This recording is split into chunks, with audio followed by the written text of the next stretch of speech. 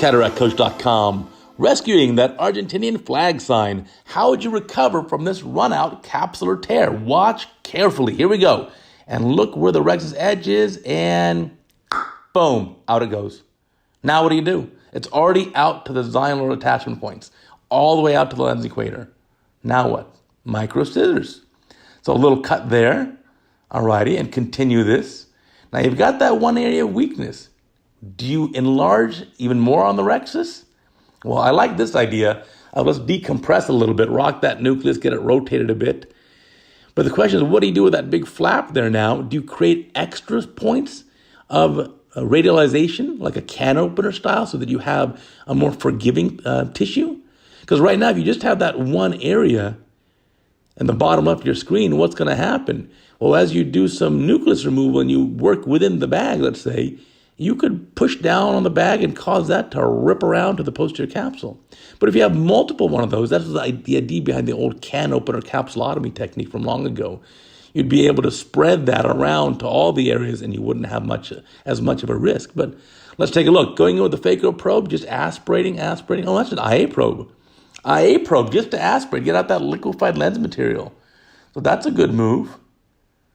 So in a case like this, maybe a double rexus technique would have worked a little bit better, so you didn't have that as much of a risk for run out, but it can still happen. And so now chopper going inside, and let's see what we're going to do here. Chopper is going to, rotate it a little bit. Maybe are you going to bring it up? Not sure exactly just yet. More viscoelastic, always a good thing. And let's see what we're going to do here with the technique. So again, video sped up. We just want to get the whole thing done in 5 minutes, as is our favorite way of watching videos.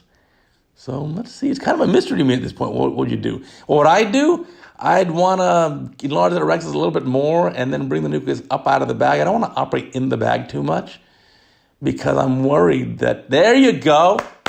I like it. Nucleus up out of the bag. Yeah, I don't want to operate in the bag as much because I know any pressure on the bag as I'm trying to crack the nucleus into halves or something can propagate that rip all the way posterior.